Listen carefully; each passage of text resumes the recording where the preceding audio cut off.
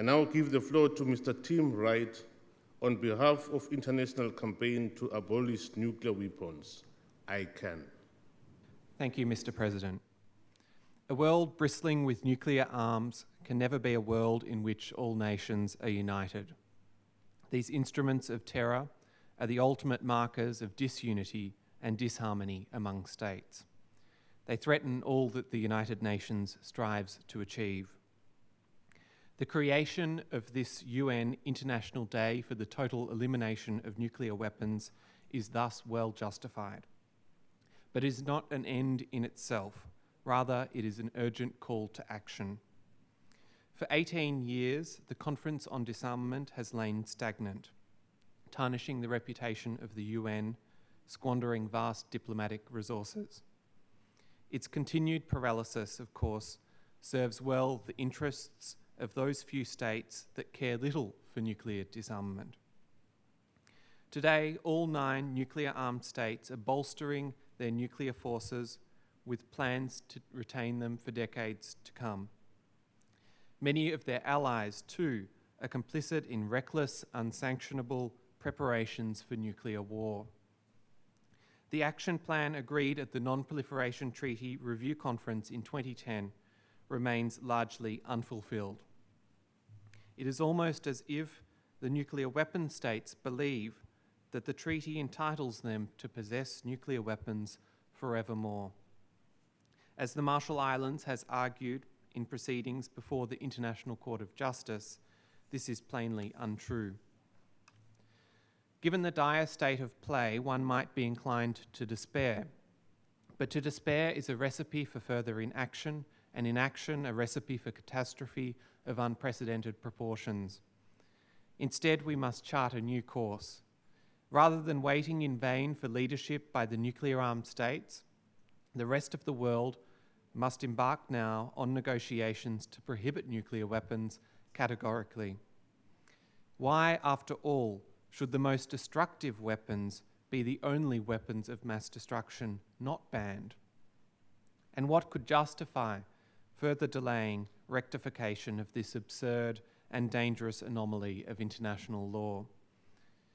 We must not hold back in hopes that the nuclear-armed states might suddenly make good on their decades-old promise to disarm. Like would-be proliferators, they perceive a self-interest in possessing the bomb. They believe misguidedly that it affords them prestige in international affairs. By banning nuclear weapons, we can alter that perception. We can translate into law the tenet propounded by Secretary-General Ban that there are no right hands for wrong weapons. Through its normative force, a ban treaty would profoundly affect the behaviour even of states that refuse to join. The public, the media, parliamentarians and mayors would have a powerful new tool with which to challenge the possession of nuclear weapons by their governments. The ban would compel allies of nuclear-armed states to end the practice of hosting nuclear weapons on their soil and to reject the pretense of protection from a nuclear umbrella.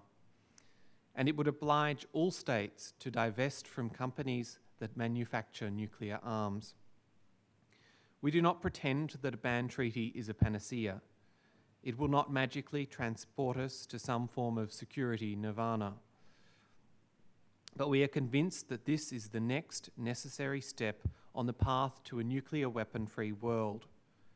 More than any other proposal on the table, it has real potential to break through the seemingly impenetrable logjam, for its success depends not on the goodwill of the nuclear-armed, but on the collective resolve of the nuclear-free.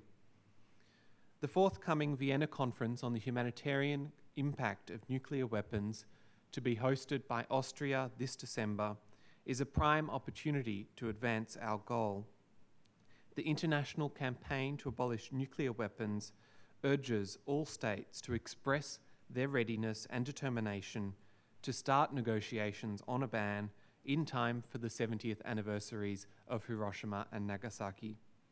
Together, let us stigmatize, ban, and eliminate nuclear weapons before they abolish us. Thank you. I thank Mr. Wright for his statement. Your Excellencies, distinguished guests, delegates, we have heard the last speaker on our list. I would like to express my appreciation to all participants for their invaluable insights and contribution to today's informal meeting to commemorate the International Day for the Total Elimination of Nuclear Weapons. The informal meeting of the plenary is now concluded. The meeting is adjourned.